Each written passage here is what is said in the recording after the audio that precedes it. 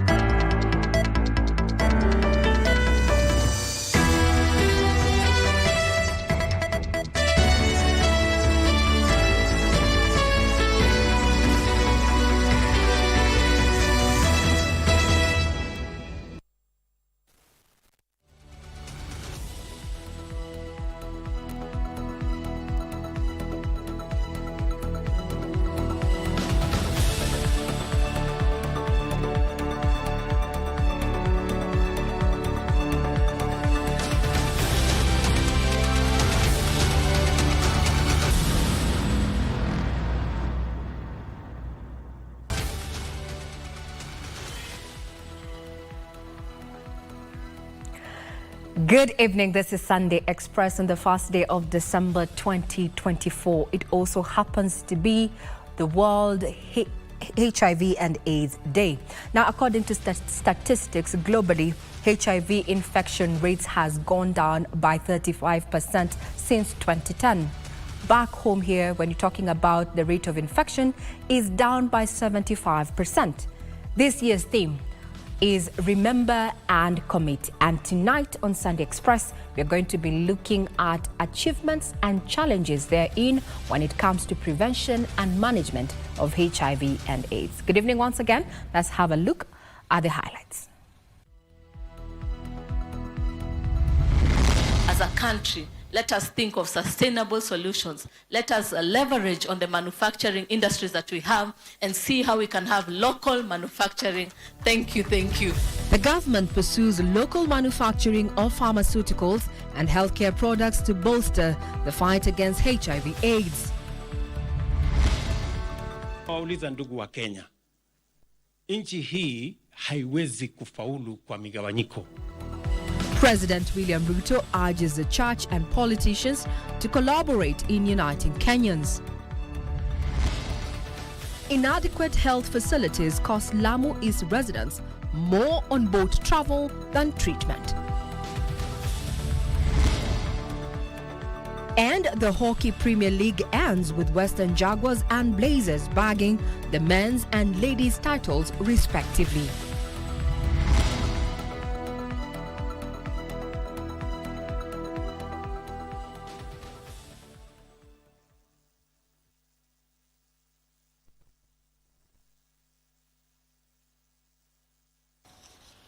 This is Sunday Express. I'm Regina. Manyara. My colleague on sign language is none other than Anne Wangeshi.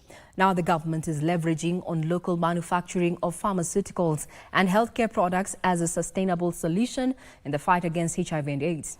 Speaking during the 40th commemoration of World AIDS Day, Health Cabinet Secretary Deborah Barasa disclosed that this would make the country more resilient to emerging health challenges.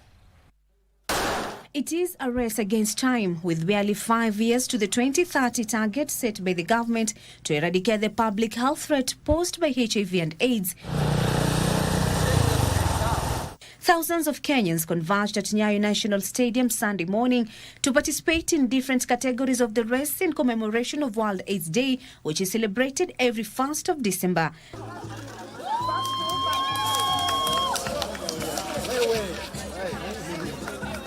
Since Kenya's first HIV recorded case in 1984, several milestones have been made in this fight, such as reduction of new infections from over 100,000 in 2013 to 16,752 in 2023. Of these new infections, 73% were the youth aged between 15 and 34 years, a grim reality. These our Gen Zs, they have not been born when AIDS was real AIDS. And they don't seem to know. That is why the infections are high among the young people. Awareness is going to be key if we really want to eradicate AIDS by the year 2030. And you heard the numbers that demonstrate how we're really close to winning this race. But the last bit's the hardest. Why? Because the new infections are in the hardest to reach populations.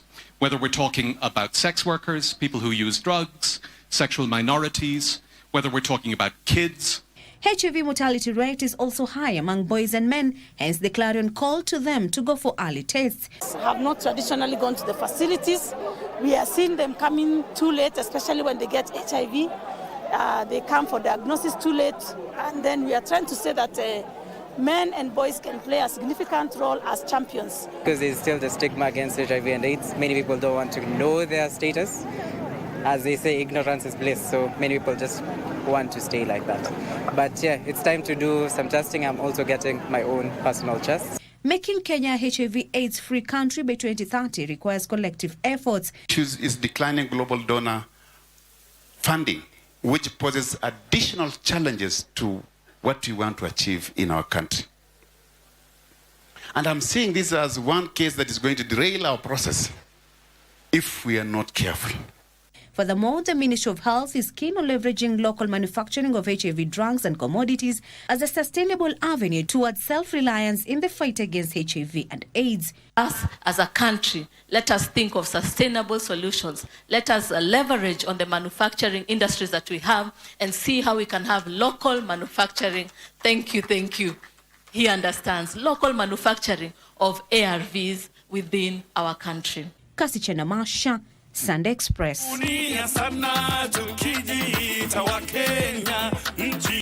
Still on that beat, young people have been encouraged to get tested for HIV/AIDS and seek treatment if they test positive in order to reduce the spread of the virus. The government has also been urged to ensure hospitals are properly stocked with necessary medication to help manage the pandemic.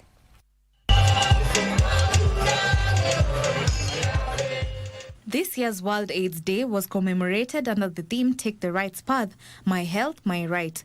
Locally, however, focus shifted to promoting healthy masculinity and health outcomes for men and boys.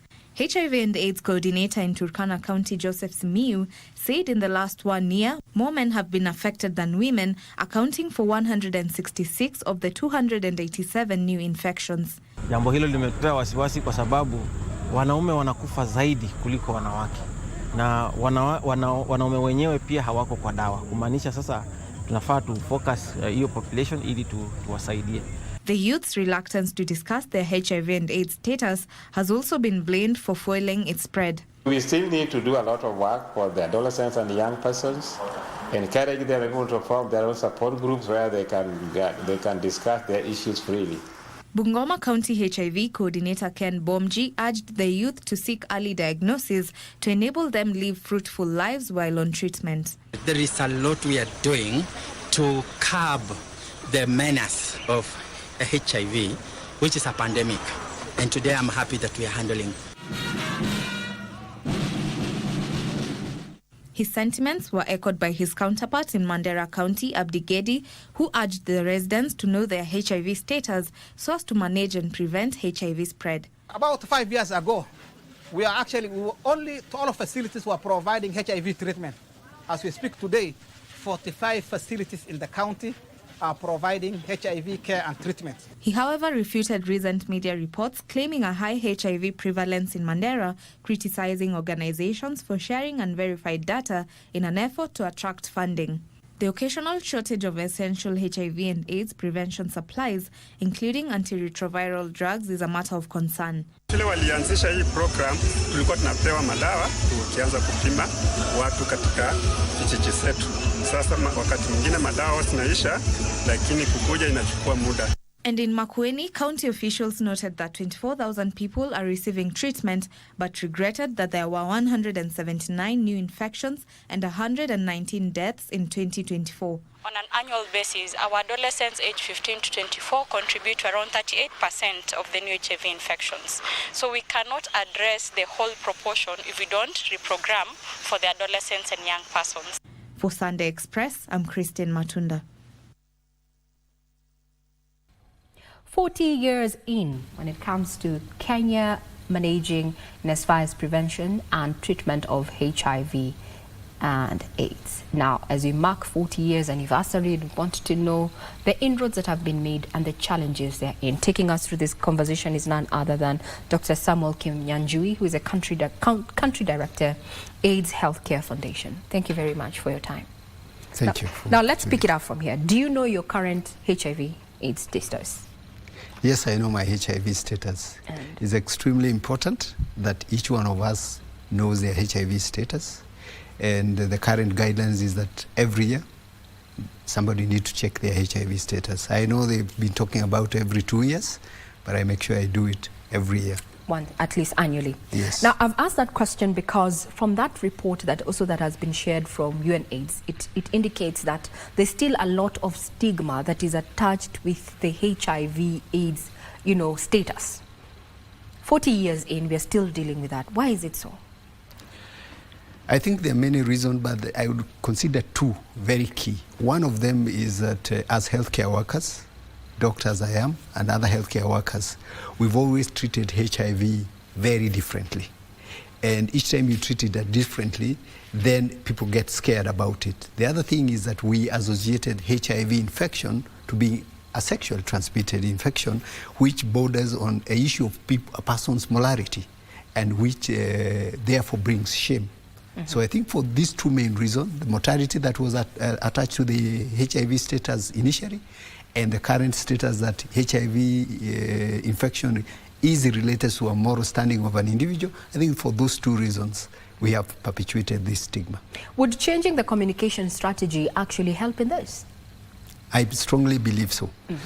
We have more significant and scaring diagnosis. For example, a diagnosis of having a cancer.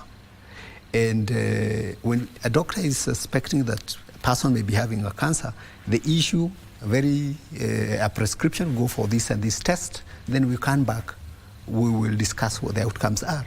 But when they're thinking about HIV, they want to send you to a counselor first for 30 minutes, then from the counselor, then the testing, then after the testing, then another counseling session. We make the whole issue look very scary. Very scary. So the process, from knowing your status to actually now seeking care and management going forward. Yes. So I think there's a call to action to change that strategy. Now, from that also report, we are seeing that the infection rate has gone down by 75% for Kenya's case since 2010. Why do you think this is so right now? I think first of all, as Kenyans, we need to congratulate everybody who has participated in this, from the national and county government to the development partners, and the communities themselves who have agreed to the call to come in for testing and to take on treatment. Because as more people have gotten into treatment, then they have attained viral suppression, and therefore they are not transmitting to their sexual partners. So that treatment has contributed a lot to this. But also the increased use of prevention, safe sex approaches, like use of condoms, that has also contributed. Okay. Yes. So now we've made inroads there, but then we've also seen other interventions that have come into this particular value chain, and this is in the introduction of the PrEP, yes, and the one after PEP. PEP. Yes. How has been the uptake so far? I'd like to say that the uptake initially was good, but the challenge is that when it's coming to taking medications, most of us find it difficult to be consistent. And that's where the challenge lies, that they may take the medication for some time and then drop off. before they complete the time, and therefore risk that if they had an infection and the virus survives, then the virus will develop resistance and become a challenge when it comes to treating that kind of a virus. Now, Daktari, before we take our first break on this particular conversation, let's unpack what PrEP and PEP is, because I think there's a lot of miscommunication in that, so that our viewers can understand. PrEP is PEP. Let's start with PEP. PEP is after somebody has been exposed. Yes. For example, they were in the act and the condom burst or something like that, or they get engaged with somebody, they didn't know they were HIV positive, and then they come to discover. Alternatively, like healthcare workers, they get a cut or a needle prick and operating a patient who's already known to be living with the HIV infection. Yeah. PrEP is pre-exposure. Pre-exposure. So you are preparing because of the somebody's preparing because of the nature of their life where they live on what we call the first lane. They are at higher risk more than the general population. For example, sex workers, people who inject drugs, and men who have sex with them, MSMs. Okay. And on that note, we take a quick breather, but when we come back, we're going to look at the inroads that have been made so far and the challenges for those who are in this particular value chain.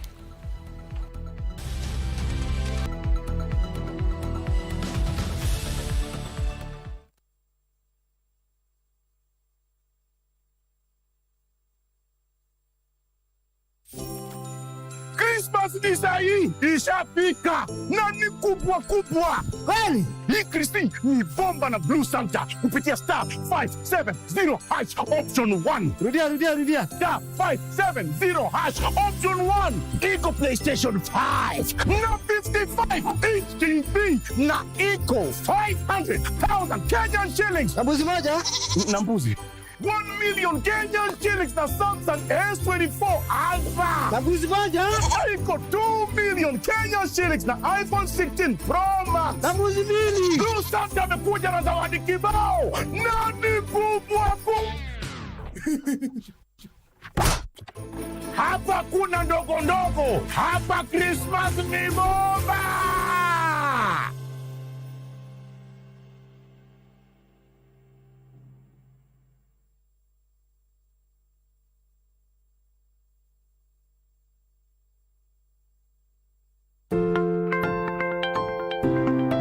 The Kenya Medical Training College, KMTC, is delighted to announce its 93rd graduation ceremony scheduled for Thursday, December 5th, 2024 at the Moi International Sports Center, Kasarani, Nairobi from 8 a.m. Graduates are reminded to pay a non-refundable graduation fee of 4,000 shillings using the payment details provided on the screen.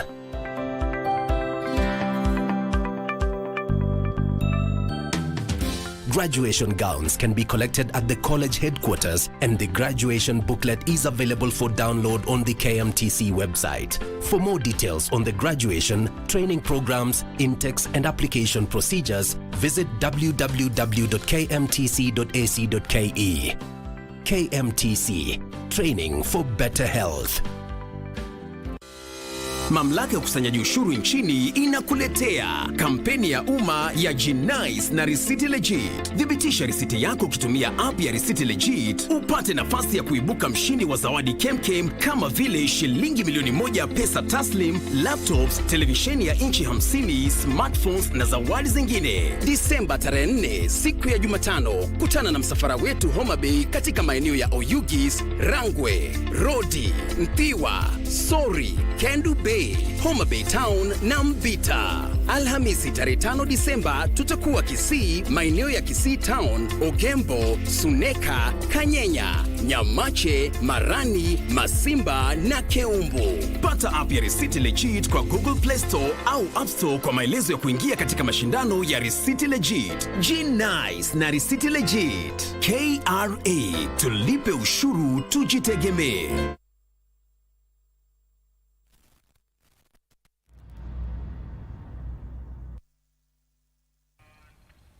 It's World HIV and AIDS Day.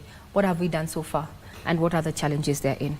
So, Daktari, let's look at now, when you talk about the prevention and management of this, the financing when it comes to matters of treatment. We know Kenya does not manufacture condoms. Yes, we know. We do not manufacture condoms. Yes. We are heavily reliant on donor aid to actually work on prevention and treatment, actually. If you look at the medicine, we are looking at billions. And of late, you have seen the withdrawal of these donors from actually, giving their support. And government, there's still a gap. How then does this affect where we are? And what can we do? Thank you very much. You've gone to the core of the matter that we are looking at now. People working in this sector, the clients who benefit from the HIV life-saving treatment, because it's truly life-saving treatment, are very worried right now. We've seen gradual reduction funding from the US government through PEPFAR program, funding from Global Fund. I think the word out there is that the current Global Fund, which ends in 2027, will be our last. And maybe the US government funding may be coming to an end by 2030. But even right now, it's significantly reduced. And as a result, a lot of the healthcare workers who are being funded through PEPFAR programs, implementing partners, have been either significantly reduced. And as a result, the quality of care for people living HIV and TB is significantly affected. First of all, I'd appreciate the national government. In terms of TB, the national government buys 100% for all TB medication used by adults in Kenya. That for children is being provided for by funding from donors. But for HIV medication, I still believe approximately 70 to 80% of the drugs are still donor funded. And this would be a huge blow, because I think the numbers comes to between 25 to 27 billion Kenya shillings to provide this HIV medication. Now, we have seen the government transit from NHIF, and now we are dealing with SHA. Yes. And from statistics, it indicates that SHA does not cover HIV and AIDS. What to do? Yeah, that is a big problem we have. It's a huge cry, particularly from the people living with HIV infection, because HIV, as long as we have ARVs, HIV infection now has transited from being an acute illness that can kill somebody within a few months to a year, to a chronic illness, just like hypertension or diabetes, particularly resembling very much in terms of clinical symptomatology to diabetes. And the request from the people living with HIV infection is that they be accorded the same amount of budget, the same amount of rate, about between 4,500 and 4,800 per year, per person, so that this one can cover their cost of consultation, it can cover their cost of lab works. Did you say 4,800 per year? Per year. 4,800 is sufficient per year, because that will cover their consultation. Their consultations are very cheap. Most of the places just consult for about 200, 500 to 250 to 500. And then the remaining amount of money will be spent checking how their kidneys are functioning, how their liver is functioning, how their thyroid is functioning, how is their blood situation, are they anemic, so that we make sure that the medication we are giving them is beneficial rather than injuring their vital organs. Now, you've said chances are come 2027 we'll not have the monies under the Global Fund. As an NGO that is already within this particular value chain, are you going to be closing shop in Kenya? No, not really. AIDS Healthcare Foundation is not dependent on Global Fund or PEPFAR. It is self-funded. Self-funded, from the businesses that the organization does in the US and other countries in the developed economies. And therefore, we will not be directly impacted, but we will be impacted if the drugs and some of the lab materials are not provided through, which we get through the national government and also from this from Global Fund and PEPFAR. So the quality of care we give to our clients will be affected. Dr. Were you part of the consultation that was currently undertaken by government, as we were transiting from NHIF to what we currently have? We have the Shisha, as we're calling it, and now we have another name, Taifa Care and such. Were you part of those? Did you put forth your concerns, and do you think they were taken into consideration? As part of the civil society working in Kenya, we use two platforms. One is HENET, those are an umbrella of all NGOs working in the health sector. And then we also used NEFAC, which is an umbrella of people living with the HIV in Kenya, to make our request known to the national government. And during those engagement, we were reassured severally that no one will be left behind. But then do you think we have been left behind? We can see that people living with HIV infections have been left behind. Wow. All right. Now, the crux of the matter also in as far as new infections is that the youth, the Gen Z, there's a high rate of infection among this particular demographic. Why do you think this is so? I think there are many reasons, but the key reason that we think is contributing to this, first of all, is that the level of awareness about HIV infection, how it's transmitted, and how dangerous it can be, is not clear in the mind of the young people. People who are born after the ARV became prevalent, and they have not seen anyone grow so thin and die. They've not seen anyone being buried in a polythene bag. They don't think that HIV is dangerous. They actually are more scared of being pregnant than contracting HIV. And then is this then affecting the fight against, HIV and AIDS prevalence? Yes, because to them, safe sex is not a concept that they appreciate. So what do we do? That's a challenge right there. So what do we do? We need to go back and see what works, how we can communicate using the current platforms, not the old billboards. Yes. They are not there. They keep telling me, if what you're talking to me is not on the phone, I can't Google it, then it doesn't exist. So we need to use the social media platforms that are currently available to get the message to them. From the marathon that was just concluded this morning, the uptake was registration was not very good until we got the influencers, social media influencers, 3 of them.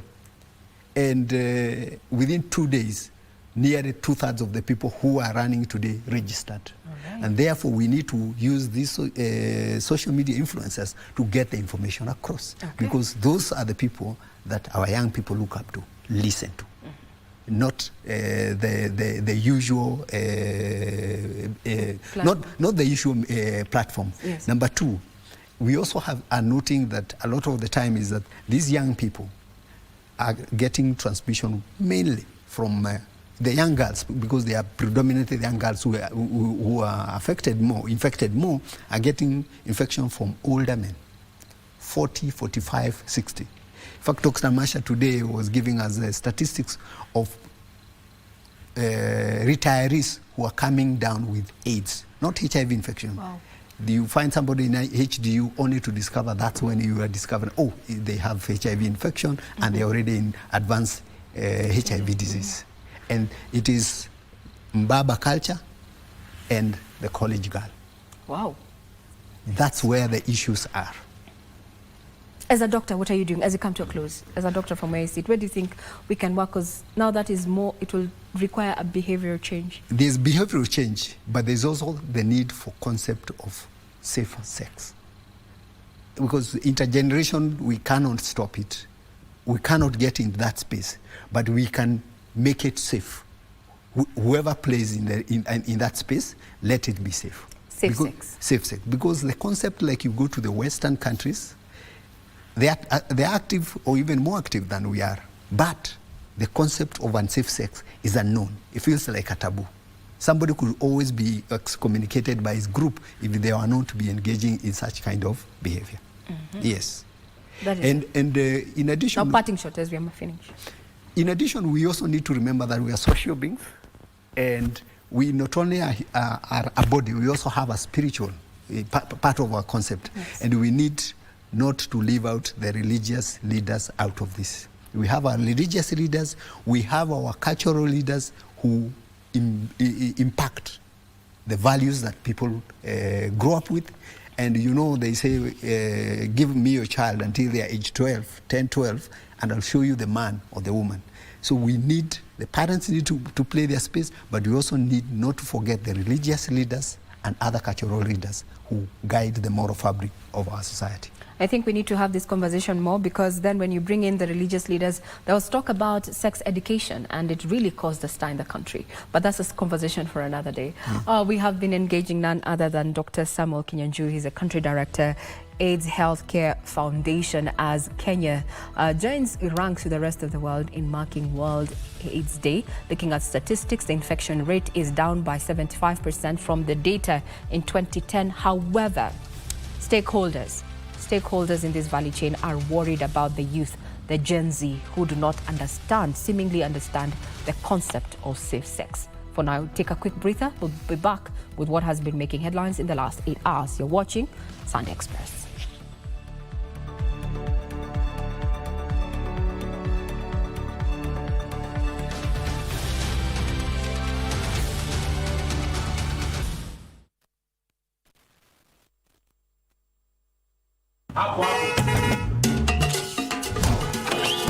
Wewe bro, nipatie hiyo risiti ya items.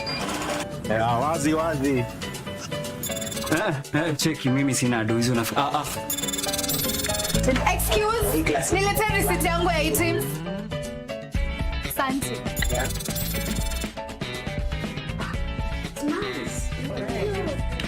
Ni pesa ngapi? 3,000. Hebu nisaidie na ile receipt ya items. Nimeshinda mili. I'm the latest millionaire. Marry me, baby. Yes! Guys, nimeshinda laptop. Nimeshinda TV 50 inches. G-Nice na Receipt Legit promotion kutoka KRA. Download Receipt Legit app, scan QR code kwenye receipt yako, ujishindie zawadi kem kila wiki. Kuna grand prize ya milioni 3 kwa washindi watatu, milioni kila mmoja. Je, ungependa kuwa mshindi na Lucky Box? Ni rahisi sana. Bonyeza *463# uwe mshindi.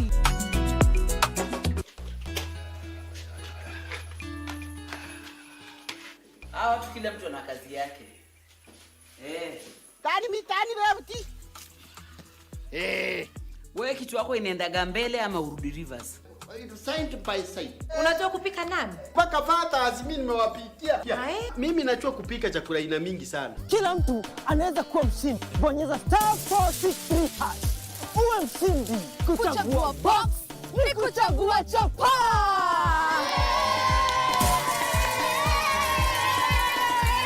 Kumbuka, kila unapocheza Lucky Box unasaidia watoto kusoma.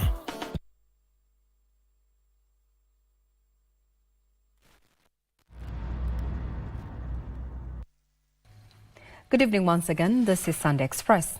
Now, President William Ruto has stressed the need for the church and the leaders to work together and ensure the unity of Kenyans.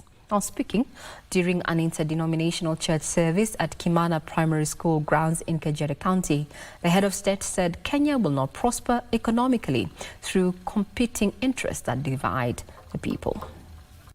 President William Ruto has called on the church, the state and all the leaders to work together and shun the politics of exclusion. The politics of tribalism, the politics that divides people, we get rid of it in the Republic of Kenya. Sisi wote ni ndugu moja wa taifa moja. Mungu ametuweka pamoja katika taifa hii akijua maana yake. So naomba tameni tushirikiane, tukue pamoja. The head of state also reiterated his government's resolve to ensure the implementation of universal health coverage through the Social Health Insurance Fund. Other leaders who accompanied the president, including the Senate Speaker Amason Jeffa Kingi, called on the residents to register with the Social Health Insurance Fund. Haiwezekani kwamba sisi wa Kenya tuko sawa, lakini kuna wengine wakiwa wagonjwa wanaenda hospitali za kifahari na wengine wanabaki nyumbani wanakufa kwa sababu hawana mbele wala nyuma. Haiwezekani. Tilio Marco for Sunday Express. Now, Deputy President Kithure Kindiki has hailed the healthcare reform initiative, Taifa Care, as a pivotal step towards providing inclusive, affordable and quality healthcare to all, regardless of their economic status. Now, speaking during a Sunday service in Cuso, Kitui County, Kindiki assured citizens that the program would transform the healthcare landscape, calling on more people to register for the initiative. Meanwhile, the Deputy President has also echoed the President's call on political leaders to work towards preserving national unity.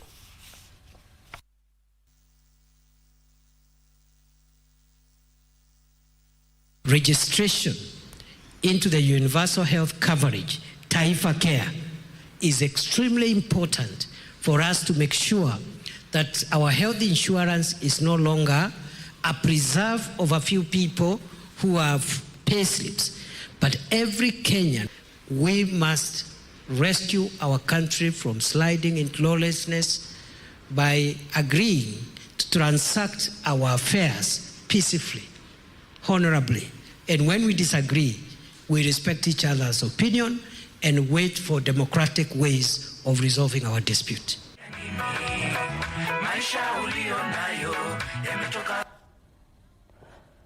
While that was happening, former Prime Minister Raila Odinga took a swipe at former Deputy President Rigathi Gachagua, claiming he orchestrated his political downfall. Speaking in Vihiga County on Sunday, Raila said the former Deputy President publicly bragged about his intention to forestall any attempt to bridge the political divide. Odinga revisited Gachagua's remark about setting traps at State House to nab the ODM leader should he go looking for the president's hand yet for another handshake. Give us on Minor reports. In Vihiga County, Western Kenya region, former Prime Minister Raila Odinga joined thousands of ODM supporters in a Thanksgiving ceremony of the ODM party leader and Vihiga Senator Godfrey Sotse. The event also brought together leaders from the ruling UDA party. Raila used the platform to chide former Deputy President Rigathi Gachagua. Muliona juzi mtu mwingine anabweka kule. Anabweka teo. Timeweka mitego. Nimeweka mitego kila mahali. Hawezi kupenya. Raila saying Gachagua was destroyed by the traps he had set for him at State House. Hii mtego iliwekwa kwa panya.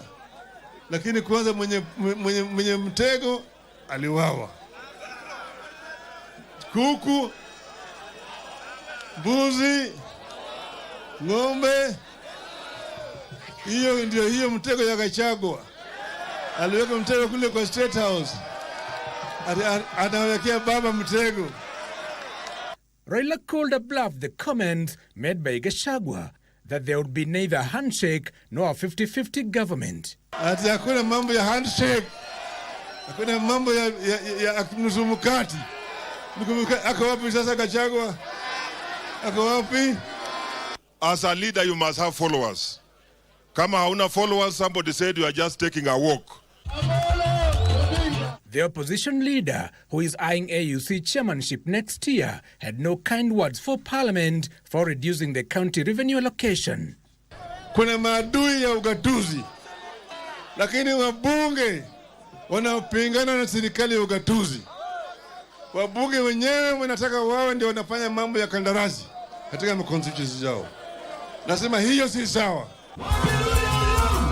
The ODM leaders also vowed to keep other political parties out of the Western Kenya region by popularizing the Orange Party ahead of the 2027 general elections. Tunaendelea kuimarisha chama chetu kwa sababu tuko na lengo ya kuchukua ushukani ya uongozi ikifika mwaka wa 2027.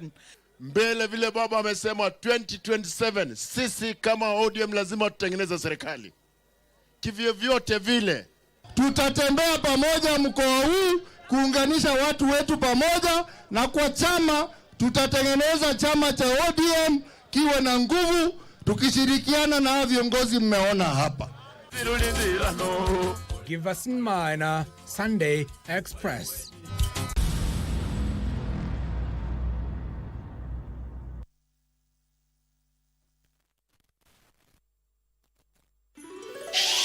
Star 570 hash.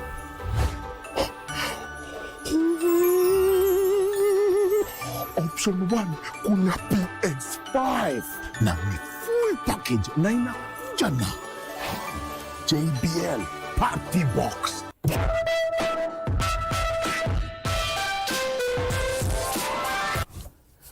Hiyo boom experience pia iko.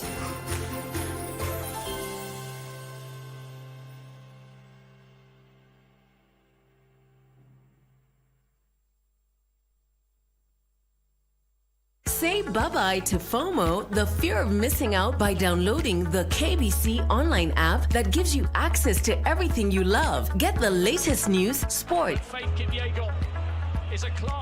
music, entertainment news, live radio,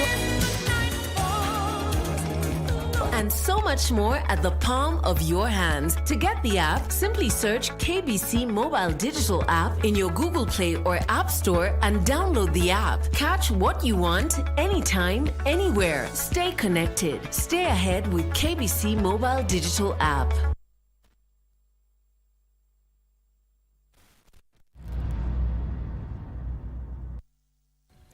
Prostate cancer is leading among new cancer cases in men, accounting for 21.9% of all new cases, according to the National Cancer Institute. Health experts, however, warn that there could be more patients, given that these cases were detected in only 4% of men who tender for testing, despite high level of awareness. Our reporter Kamcha Mirza met Cyrus Kanja, a prostate cancer survivor, who narrated how manageable his 5-year journey would have been had he screened earlier. Regular checkup has become a routine for Cyrus Kanja. On this Wellness Day for Men, he has also opted to take the prostate-specific antigen or PSA test, although he is a prostate cancer survivor, having been diagnosed with it at stage 4 in May 2020. I was very healthy. Actually, how it happened, I can't believe it. Because I've always had this notion of it's old men, maybe our fathers, grandfathers who get prostate cancer. For him, it was a blood stain in his semen that shocked him. His first visit to hospital revealed a benign condition, but which for 3 days defied medication. 3-4 days I couldn't urinate. Went back to him. We did MRI. Going to put the results. The doctor was sweating.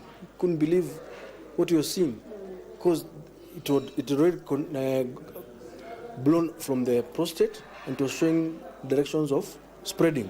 This necessitated a PET scan test, but lack of its antigen subjected Kanja to more agony pending its importation. Results came after 10 days and we got the spread. It was spread in my lungs, or in the entire spine, the ribs, back part. My pelvic bone was nearly torn off.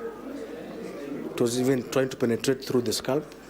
And so the father of 4 began his journey to treat an illness he had initially regarded as akin to old age.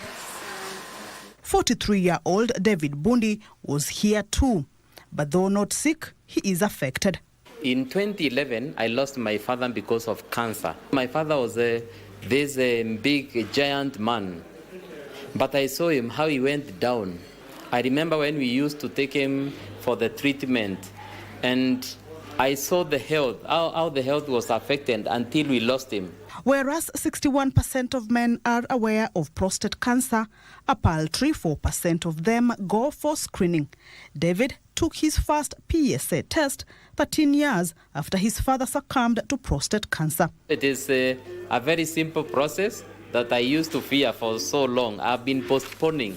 This fear, despite the lacking danger, prompted Nana Kilemi, a breast cancer survivor, to organize this Wellness Day for men to lessen the disease burden. And there's a very, very big increase on cancers which are ravaging men. Like in the year 2023-2024, former NHIF, the cancer which they spent money most on is prostate. Advances in technology have also eased testing, replacing the hitherto intrusive and hence discouraging methods.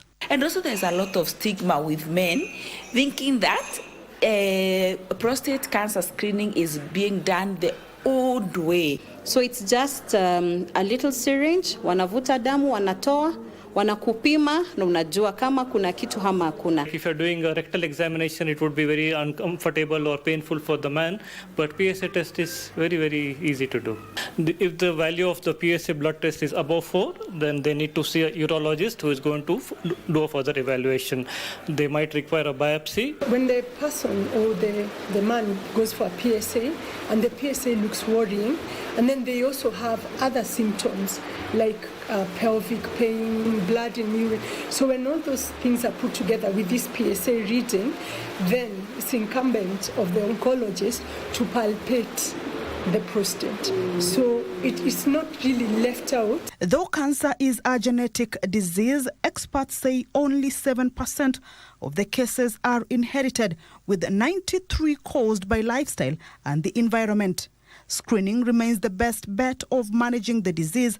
Kanja, who is now on hormonal and bone therapy, says cancer is not a death sentence and urges patients to be positive and afford a smile. It's quite a journey, quite expensive, but what do? I thank God. This is a miracle. And actually, I like preaching to men. Whatever man I meet on the way, or a friend, hey man, kindly check your PSA. I'm a survivor. I don't want you to go my route. Owing to the high prevalence of prostate cancer, men aged 45 and above are encouraged to take the PSA test once a year. Kamchemenza for the Sunday Express. Now imagine having to spend more on travel to hospital than the cost of that treatment that you're seeking. This is a harsh reality that confronts villagers in the numerous islands of Lamu County, where a patient can part with a sum as much as 10,000 shillings one way to hospital to another island. But as Kaschana Marsha found out, a medical camp conducted monthly by Safari Doctors, a non-governmental organization, could be the only access to medical services for hundreds of these villages. Early morning at Faza Island in Lamu East Sub-County, Lamu County. A team of Safari Doctors offload equipment and drugs from Adao to a speedboat en route to Kiwayuchandani Island. A speedboat reduced the hour, although would have taken to just 15 minutes. At Kiwayuchandani, villagers come out of their makuti thatched houses and converged under a baobab tree, anxious at the arrival of Safari Doctors. In an area where hospitals are scarce, this once-in-a-month medical outreach is a savior. Na hii kijiji ni kijiji ambacho inaitwa Chandani na iko kando na mji yote. Kwa hivyo usafiri pia ni ngumu kama ni Lamu. Sisi tunagaramika kwa ukubwa. Mimi nakwambia hapo ni mgonjwa sukari. Unaona? Kwa hivyo ndio mimi usaidizi wangu napata dawa hapa kwa Safari Doctor za mwezi. Mpaka utakapokuja tena ndio mimi nipache tena madawa. We take another speedboat ride to Medina, and although it took only 5 minutes, nightfall can worsen a medical emergency here. Wakati wa usiku sasa, hapo ndo kuna kizaazaa. Kama unashikwa na ugonjwa hapo kwa ya kigafla ni mpaka asubuhi. Hatuna pikipiki, hatuna lolote hapa. But that is not the only challenge for this Boni community. Tuna shida ya network. Kuna NPR, mimi wa kwanza ni NPR. Ni mfanyakazi wa serikali, ni macho wa serikali. Sasa pia hata mwingine unaweza tokea dharura, siwezi jisaidia kwa simu. Our next destination is through the mangroves to Kiangwe, a small village also within Boni Forest. The only dispensary here cannot cope with its growing population, and for pregnant mothers, Fatuma Shizo, a home-based midwife, is their only hope during such emergencies. Kiona shida ndio napiga simu kwenda kumpeleka Lamu au nitamleta hapa, dokta mwenyewe apige simu tuletewe ambulance pelekwe Lamu. Pregnant women who attended the outreach were lucky to receive scanning services. The cost for this mode of transport is prohibitive, especially when one seeks special treatment all the way to Lamu Town and the King Fahd Referral Hospital. Ukienda na slow boat kutoka Lamu mpaka Kiwayu ni masaa kama 4 kwa slow boat, lakini speed boat kutoka Mokoe kutoka Lamu mpaka Kiwayu ni masaa 2. Besides humans, the safari doctors' medical camps have benefited animals, mostly donkeys, which are the common means of transport in Lamu.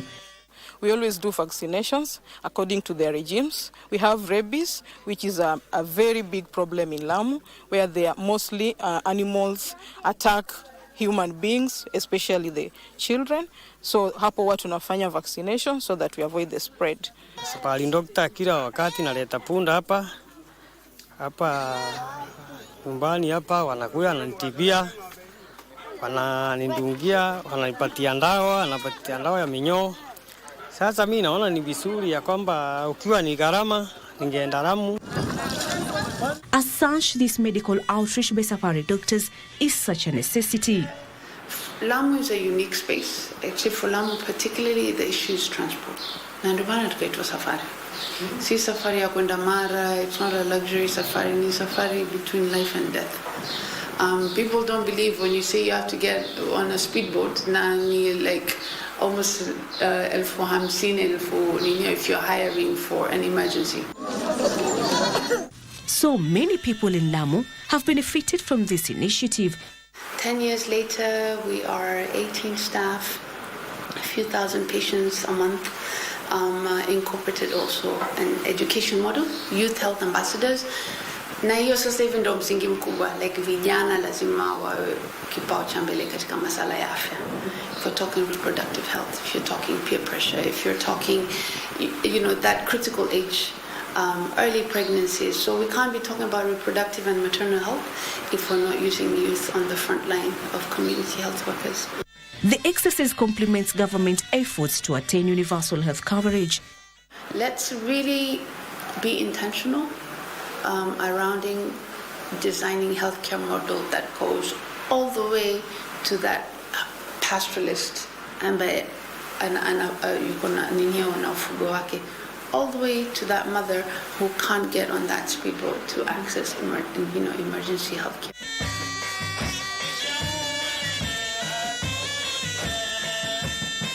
Amid the excitement over the Social Health Authority, for Lamu East residents, their concern is how this new health scheme will address their unique challenges in availability and access to medical services.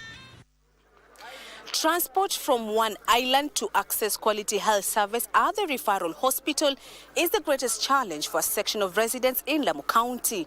To attain universal health coverage, Safari Doctors is appealing to the government to include mobile health service delivery. Reporting from Lamu County for KBC Channel 1, my name is Kasichana Masha.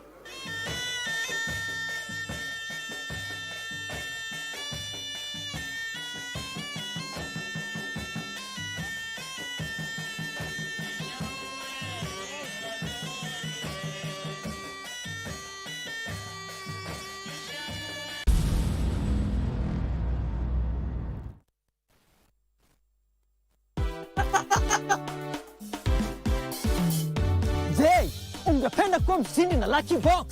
Ni rahisi sana. Bonyeza *463# uwe mshindi. Ushapata usaidizi wote? Sijatibiwa bado. Anywe yale maji. Halafu utapobakia aweke kwenye jeraha. Lakini haya jasiri yamenishtua. Fadhali ongea na mizimu ingilie kati. Kila mtu anaweza kuwa mshindi. Bonyeza *463# uwe mshindi. Kuchagua box ni kuchagua chapa.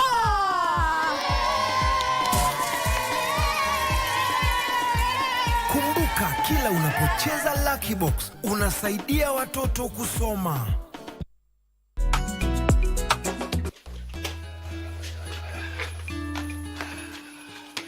Watu kila mtu ana kazi yake. Tani mitani leo ti. Wewe kitu wako inaendaga mbele ama urudi reverse? Side by side. Unajua kupika nani? Mpaka fathers mimi nimewapikia. Mimi najua kupika chakula ina mingi sana. Do you even know the types of food? Nimesaidia order. Nobody is talking, nobody is doing anything. Hii mbuzi vulai, yani ngod. Yenye ni vulai, ye mbuzi. Mmeka iliki hapa. Iye iliki. Ukaka unajua utanirudishia pesa zangu wewe. Hata mwache kuzinda ukinibanya banya kwa.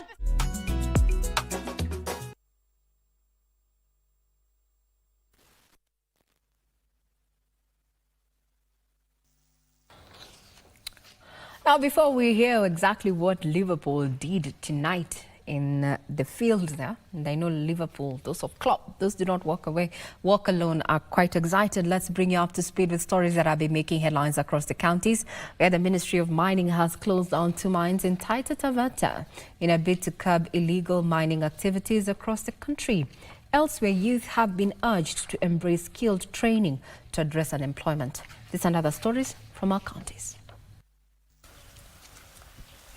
Leading the crackdown on illegal mines at Kishushe in Taita Taveta County, the director of mines, Gregory Kituku, said that Universal Exploration Limited was mining iron ore despite its suspension a year ago. Apo Mining Group was also said to be mining Mika mining without a license. Any mining that is going to be undertaken in Taita Taveta County, and more so in Kishushe, it has to be licensed within the law. You have to have a mining license, or an artisanal mining license or a mining permit to be allowed to mine. Elsewhere, Garissa Governor Natif Jama has urged youths in the county to embrace skilled training to alleviate unemployment. Our young men, our youth need now to move quickly into skills and to jobs that are skill-based to help them to get employment. Finally, Jamhuri Kenya Youth Initiative has fitted transformative youthful leaders in various spheres. Its director, Bernard Simanto, said the awards challenge the youth to positively impact their communities. As the youths, we came up with an idea and saying, like, why can't we have a platform that can unite both leaders, social impact, education sector, so that we can unite together and speak in one voice. Martini Maslin for Sunday Express. Now we cross over to the sporting arena with my colleague Bernardo Kumu. I wish you'd start off with the results between that game between Liverpool, just since it happened while I was still on set. What are the figures, or rather what are the results? To you, Bernard. Yes, indeed. Thank you so much, Reggie. And Liverpool winning against Manchester City is one of the major news of this particular evening. And also, that particular win just takes them 9 points ahead of the rest of the pack. But let's begin with local stories here. And we begin with hockey, where Western Jaguars men's hockey team and Blazers ladies hockey team are the 2023-2024 winners of the Kenya Hockey Union Premier League. Meanwhile, KC University and Strathmore University men's teams were promoted to the Premier League after emerging winners in the men's Super League. Jaguars emerged victorious after finishing first ahead of Butali and Kenya Police hockey teams, who took the second and third places respectively. Emmanuel Awino bagged the top scorer award, while Fred Ouma was deemed the most valuable player.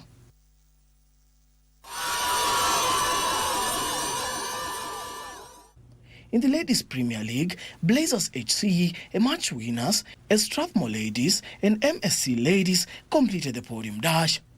Mercy Georgina Simiu bagged the top scorer award as Vivian Anyango won the most valuable player award. In the Men's Super League, KCA University emerged victorious as Parkland Sports Club came in second, with both teams securing a direct promotion to the Premier League. Kisumu Queens topped the Ladies Super League, followed by Twink Ladies.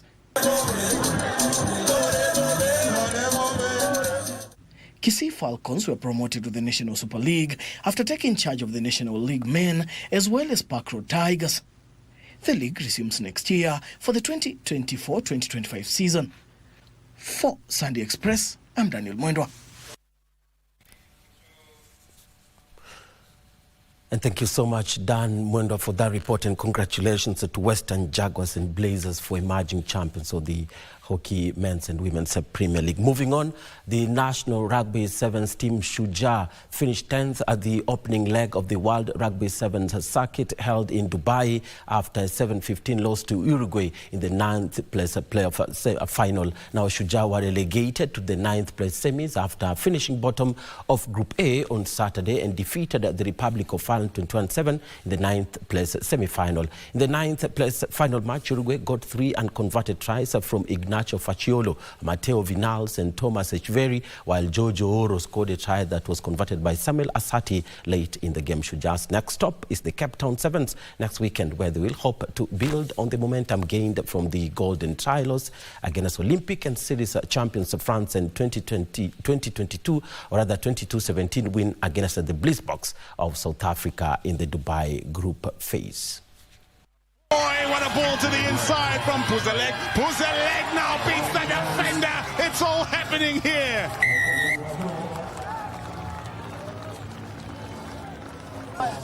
Kenya lead by 2 points now.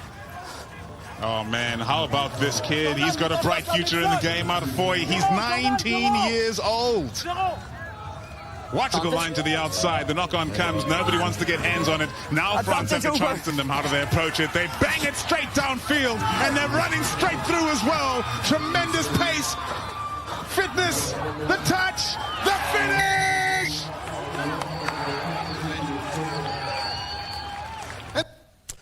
Meanwhile, Jonathan Korir and Viola Chimweno are the winners of the inaugural edition of the World AIDS Day Half Marathon held today in Nairobi. Korir shook off stiff competition to cross the finish line in 1 hour, 2 minutes and 48 seconds ahead of Wesley Kipkemoi and Eric Kiplangat, who finished in 2nd and 3rd positions respectively. Viola Chimweno emerged victorious in the women's 21-kilometer race, clocking 1 hour, 10.38 seconds, followed by Jessica Chelangat and Joyce Chepkemoi. Gladys Kwamboka won the 10-kilometer women's category ahead of Diana Wanza and Winfred Mbithe in 2nd and 3rd places respectively. Now the men's race was won by Shadrack Mumbao, followed by Shadrack Kipyegon and Zakaria Kirika in 2nd and 3rd places in that order. The race, which was held in commemoration of this year's World AIDS Day under the theme "It's a Race Against Time" by the National Syndemic Diseases Control Council, did see winners of the 21-kilometer rewarded 250,000 Kenya shillings.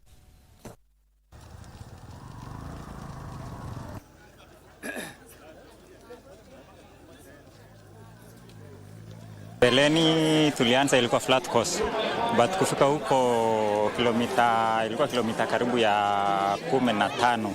Hapo ikakuwa slopes mingi. Sasa haikuwa mbaya juu mostly ni flat course, haina milima mingi, ingawa kuna choto kidogo.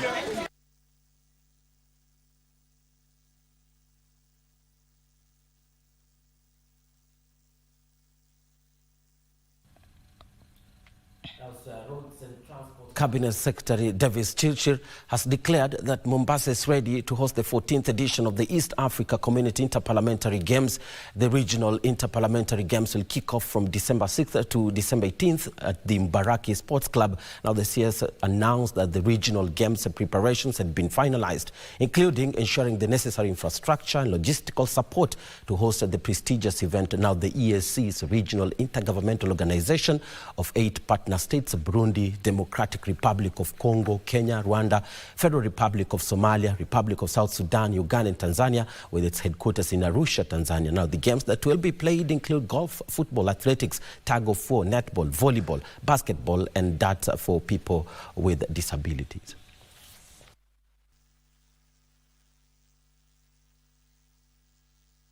It is an opportunity to basically improve the local tourism. It's an opportunity to market Kenya, because when our colleagues come here, this is their seaport, the seaport that supports, or the seaport town. Nimefanya mpangilio katika zile sehemu ambazo zahitajika tuweze kufanya lile la kufanyika, na rai yangu kwa kila mmoja. Uzuri sisi watu wa Mombasa ni watu ambao kwamba ni wakarimu, ni watu wenye kuweza kukaribisha wageni. Michezo hii itafungua biashara kwetu katika hapa Mombasa. Na leo nasema tena, kuwa karibuni sana Mombasa. Well, and that's all from me. Thank you so much for watching. I'm Bernardo Kumo. Have a lovely evening.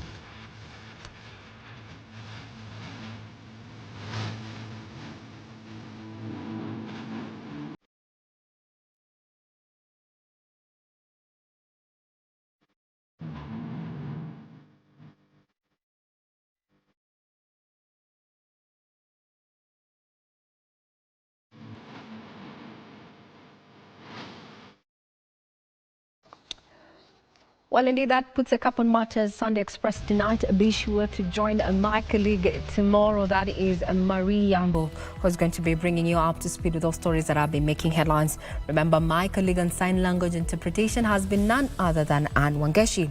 I know now Liverpool fans are quite happy because they are the top of the table, so to speak, followed closely by Arsenal, Chelsea, Brighton, and Manchester City. Position 9 comes in Manchester United. Have a great week ahead. Sisi watu wa team kubwa. Let's proceed. Let's proceed from 13 to 9. I think that's a development.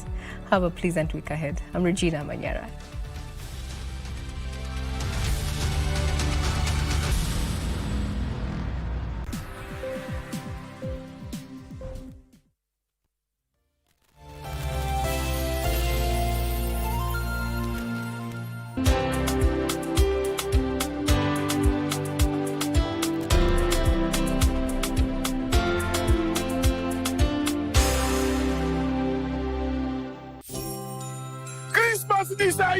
Ishafika na ni kubwa.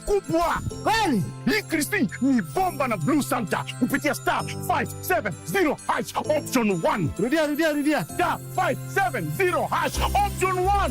Iko PlayStation 5 na 55 TV na iko 500,000 Kenyan shillings. Nambuzi moja? Nambuzi. 1 million Kenyan shillings na Samsung S24 Ultra. Nambuzi moja? Iko 2 million Kenyan shillings na iPhone 16 Pro Max. Nambuzi mbili. Blue Santa amekuja na zawadi kibao. Nani kubwa. Hapa kuna ndogo. Hapa Christmas ni bomba.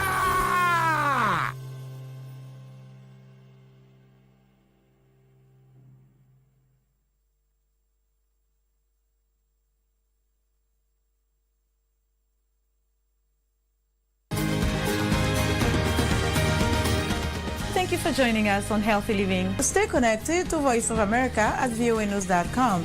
A look at your kidneys and how they impact your health. And an expert discusses chronic kidney disease and how to protect yourself. And Ivorian psychologist Noor Bakayoko shares some insights on bullying and what can be done. It's important to avoid major events or major health crises. How do you know if your cough is due to a serious condition? We'll have some answers. Stay well and strive to make every day a healthy day.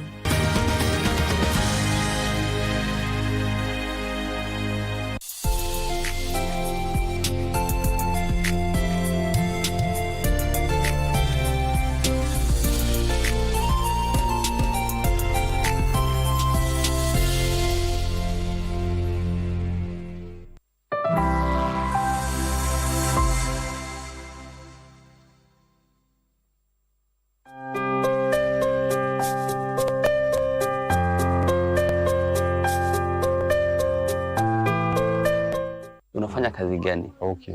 Una hook nini? Hizi toys za watoto. Oh, toys za watoto. Na hii ugonjwa unaweza sema imekurudisha nyuma kivipi ama imekusumbua kivipi na maishani? Hizi ugonjwa za zingine hata zinanisumbua sababu hata nikiangalia mimi niko different na hao wengine. Saa zingine hata ukienda kuuzia hata tuseme ni mtoto kwanza kabla hata angalia zile vitu anakuangalia kwanza. Kwa hivyo hata kutembea kuamka na hizi vitu nini ni shinda.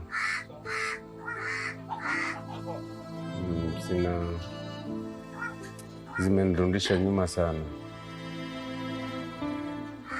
Hivyo ningeona vile zinashatolewa nirundi hali yangu ya kawaida, pia ningefurahia sana. Nitafutie familia sababu wananitegemea mimi.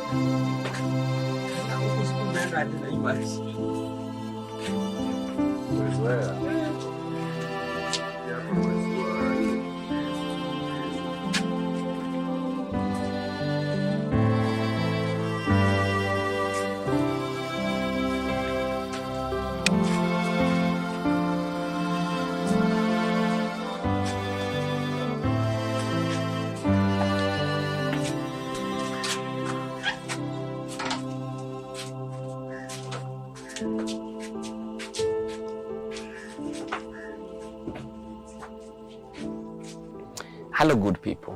This is Save a Life. And this is Dr. Joseph Moreno. Tunatembea Kenya nzima kubadilisha maisha. Na leo tuko Coast Region, Mombasa County, mahali kunaitwa Kisimani. Kunaitwa Kisimani hapa, Bombolulu. Tuko, it is in a slum. Na hata nilikuwa naogopa vile nilikuwa napelekwa atufiki kona ziishi. Siku mtoto anaweza potea. Haraka sana. Na huku unakuja mpaka usiku. Uko safe? Nimezoea. My friend nimepiga kona nikashindo ala. Kunaenda. Mimi naingia kwa nyumba, nimeingia mahali hivi, naingia kwa nyumba kona ingine. Chini ya mabati kona ingine. Watu kafika hapa base. Hapa ndio my brother anaishi. Tumekuja kumtembelea because amekuwa mgonjwa. Na life has been tough for economy. Kwanza nimeingia kwake, I felt so bad. Anaishi ile room ndogo, analala hapo chini, hakuna kiti, ni mitungi, hakuna mahali pa kuweka nguo, hapo ndio anapikia. It's terrible. Watu wanaishi maisha kama hii. It is sad. A small room, ndio kulala, ndio kila kitu. Then the fresh air is not fresh. It's tough. And this is what he's going through. Na amekuwa mgonjwa na kuna kiloids. Na pesa za hospitali zilikosa. Because it is expensive. It is expensive. Kama nang'ana kuishi, kulipa nyumba ni noma sana. Not easy. Kulipa nyumba yenyewe. Kukula pia ni shida. Inakuwa hiyo pesa hospitali thousands of shilling haizipata. Akagive up. Amekuwa hivi. Sad. Tumekuja hapa to walk naye this journey. We have done this before. Tumesaidia wengi. Nakumbuka keloids, nikipeana example ya keloid, napeana example ya ule tulikuwa naye kule West Pokot. Tukamchukua tukampeleka kwa Dr. Mesha Kunguti, akatolewa keloids. So it is possible. In fact, pesa ikiwa, it is easy. Na challenge inakuwaga because akitolewa lazima yakuwa under treatment. Kwa ile shindano anapigwa. Hiyo kikosa pia keloids inarudi. So tuko hapa, we walk with him. Habari yako? Nzuri. Tuanze na jina, na tuambie hii shida ilianza lini? Jina naitwa Elijah Komu, Musa. Hizi vitu zilianza kutoka 2005. Nimetolewa mara ya kwanza, sikarundi tena. Hii ni mara ya pili. Na hii mara ya pili zimekuja kwa nguvu sana. Saa hii inawasha. Hata kufanya kazi ni shinda. Nimetembea, nimeenda hospitali, nimetisha pesa nyingi. Sina. Mpaka nikaona, nikarusha mkono. Mpaka nikaamua nitafute usaidizi. Saa hii hata vile nasikia zinaanza kukua na uchungu. Hata kulala ni shinda. Kutembea pia ni shinda. Zinanisumbua sana.